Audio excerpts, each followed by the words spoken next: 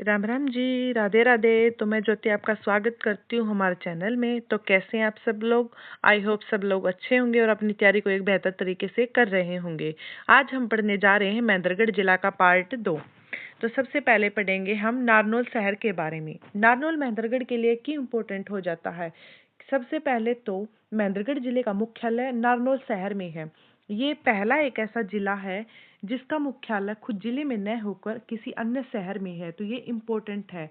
और ये इसका क्षेत्रफल जो भौगोलिक स्थिति है, ये तीनों दिशाओं से राजस्थान से घिरा हुआ है, तो ये आप याद कर लेना। और महेंद्रगढ़ दक्षिण दिशा में है। प्राचीन नाम इतिहास में इस शहर को नंदीग्राम और नर राष्ट्र के रूप में भी जाना जाता था। इसकी स्थापना की थी राजा नूनकर्ण ने। और इस शहर के उपनाम है जैसे कि विरासत शहर, सिंगों का डहर एंड तालाब व बावड़ियों का नगर। तो आप ये याद कर लेना, नारनौल आपके लिए इम्पोर्टेंट हो जाता है। फिर है प्रमुख ऐतिहासिक धार्मिक स्थल एवं दरगाह एवं मकबरे। सबसे पहले हम पढ़ते हैं दरगाह। तो दरगाह में सबसे पहले है हमजा पीर की दरगाह, जो कि नारनौल में स्थित है। फिर है पीर तुर्कमान की दरगाह, जो कि नारनौल शहर में है ये भी। फिर है शाह विलायत का मकबरा, जो कि नारनौल में है और यह अपनी वास्तुकला के लिए सुप्रसिद्ध है। फिर है शाह निजाम नजम का मकबरा, जिसको शाह निजाम भी कहते हैं और नजम का भी कहते हैं। यह ऐतिहासिक स्मारक नारनौल में स्थित है।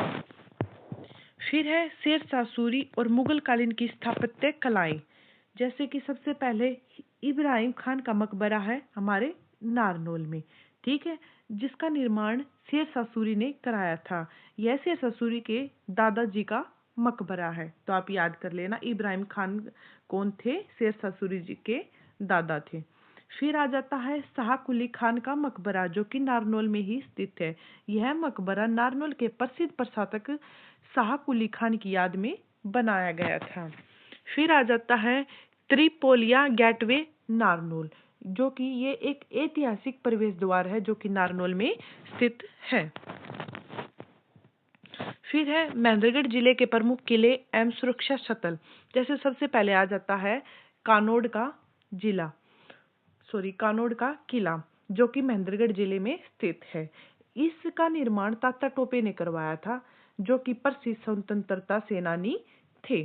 फिर है जो कि विशेष तथ्य है, जो कि हडसन नामक का अंग्रेज था, उन्होंने सबसे पहले इस किले को जब देखा तो इसकी सुरक्षा पद्धति को देखकर आश्चर्यचकित हो गया कि मतलब इतना बढ़िया किला की कैसे निर्माण हो सकता है। ठीक है, तो ये पूछ लिया जाता कि कौन सा अंग्रेज आश्चर्यचकित हो गया था इसकी सुरक्षा पद्धति को देखकर, तो वो अंग्रेज था हडसन। फिर आ जाता है माधोगढ़ का किला, जो कि माधोगढ़ गांव में है और ये महेंद्रगढ़ में पड़ता है, तो आप इसको याद कर लेना। फिर आ जाता है इस्लामपुर का किला। यह किला जिले इस्लामपुर गांव में बना हुआ है। फिर जल संरचनाएं और ऐतिहासिक बाग, जैसे कि सबसे पहले है जल महल, जो कि नारनौल में स्थित है, आप सभी को पता ही होगा। इसका निर्माण 1591 में करवाया गया था और यह शाह कुली खान का निवास स्थान था। ठीक है, यह महल पानी के बीचों बीच बना हुआ है और यह एक वास्तुकला का अद्भुत नमूना है। ये देखो चित्र में दिखाया गया हम। फिर है आरामे कोस्तर बाग, जो कि नारनौल में स्थित है। यह खूबसूरत बाग का निर्माण शाह कुली खान ने कराया था। जल महल भी शाह कुली खान का जो निवास स्थान था और ये भी, ठीक है। फिर है शोभा सरोवर, जो कि एक ऐतिहासिक सरोवर है जो कि नारनौल में स्थित है। मतलब कि महेंद्रगढ़ में जो नारनौल शहर है, सबसे इम्पोर्टेंट यही है, जितने क्वेश्चन महेंद्रगढ़ पे नहीं बनते जितने कि नारनौल पे बन जाते हैं, तो आप नारनौल को एक अच्छी तरीके से याद कर लेना। फिर है विशिष्ट ऐतिहासिक इमारतें, जैसे कि सबसे पहले आता है राय मुकुंद दास का छत्ता, जिसका निर्माण शाहजहां के दीवान मुकुंद दास ने करवाया था और इसका उपनाम बीरबल का छत्ता भी है। ठीक है, ज्यादातर बीरबल का छत्ता कहा है, इससे सवाल आते हैं, तो आप ये याद कर लेना। और इसका सेकंड नाम पूछे तो राय मुकुंद दास का छत्ता। ठीक है, फिर आ जाता है हमारा चोर गुम्बद, जो कि नारनौल में है। इसका निर्माण जमाल खान ने कराया था और ऊंचाई पर स्थित होने के कारण इसे नारनौल का साइन बोर्ड भी कहा जाता है। तो ये इम्पोर्टेंट क्वेश्चन है, पूछा गया था कि इसको साइन बोर्ड क्यों कहा जाता है, और ये एक स्टेटमेंट वाइज क्वेश्चन था, तो आप याद कर लेना। ऐसे ही डीप क्वेश्चन बनाते हैं तभी मतलब पेपर को मुश्किल लगने लगता है। फिर है धार्मिक स्थल एवं तपोभूमि।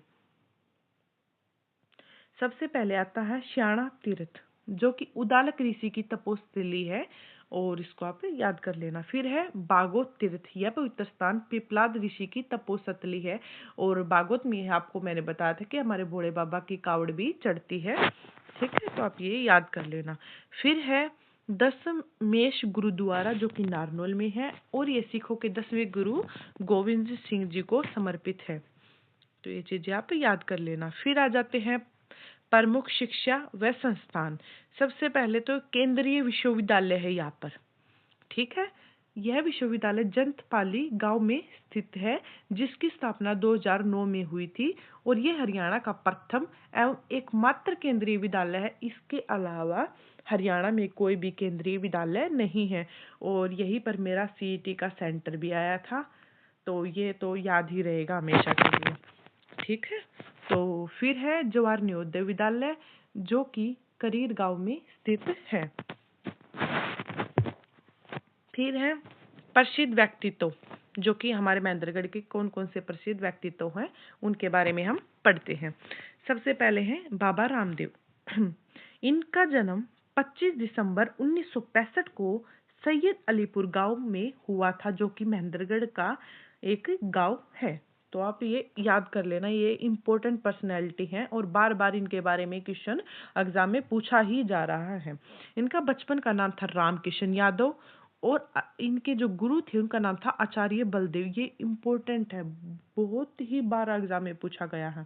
ठीक है, तो मैं इसको इम्पोर्टेंट मार्क करवा दूं, आप पक्का से इसको पढ़ लेना। फिर है उपलब्धियां। ये हरियाणा में योग के ब्रांड एम्बेसडर भी हैं, और इन प्रयासों में 21 जून को अंतर्राष्ट्रीय योग दिवस के रूप में मनाया जाने लगा है। ठीक है, और इन्होंने वर्ष 2006 में पतंजलि कंपनी की स्थापना की थी, जहाँ पर नेचुरल चीजें मिलती हैं। फिर है कला और सिनेमा और साहित्य से संबंधित जो भी प्रसिद्ध व्यक्तित्व हैं उनके बारे में हम पढ़ते हैं। सबसे पहले पढ़ते हैं हम सतीश कौशिक के बारे में, जो कि एक प्रसिद्ध बॉलीवुड अभिनेता, निर्देशक और फिल्म निर्माता और लेखक भी थे। देखो कितने टैलेंटेड लोग हैं हमारे हरियाणा में।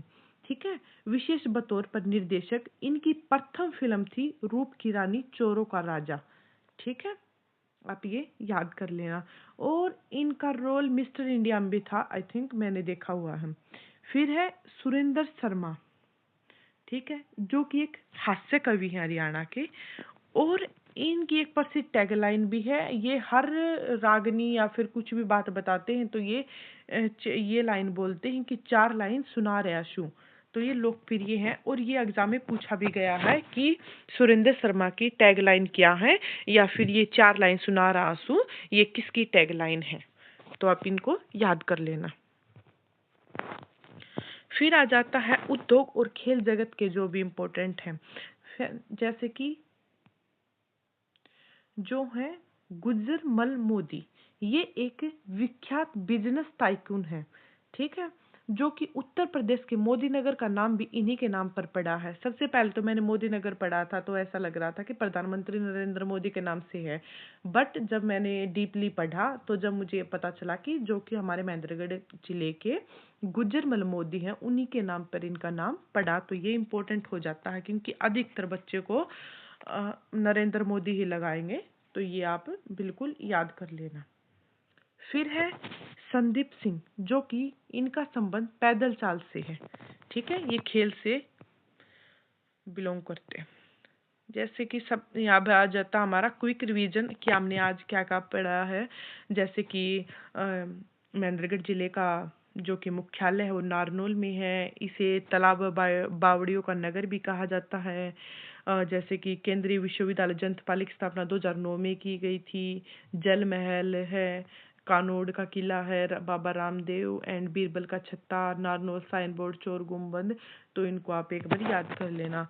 तो आपको कैसी लगी हमारी क्लास, और अगर आपको क्लास अच्छी लगी हो तो लाइक शेयर सब्सक्राइब ज़रूर करें, और आगे से आगे वीडियो को शेयर करें, और हमें ज़रूर बताएं कि आपको और किस किस टॉपिक पर वीडियो चाहिए, और आपके मन में कोई भी डाउट हो या कोई सवाल हो तो आप हमसे पूछ सकते हैं। और इन क्लासों की सारी पीडीएफ हम टेलीग्राम पर डाल देंगे, तो आप हमारे चैनल को ज्वाइन कर लेना। और टेलीग्राम पर मेरा चैनल है स्टडी विद ज्योति, तो आप सर्च करोगे तो आ जाएगा स्टडी विद ज्योति। तो आप ये कर लेना, या फिर आप ये सर्च कर लेना स्टडी टार 1 2 3 गेट। अगर आप ये सर्च करोगे तो भी हमारा चैनल आ जाएगा। धन्यवाद।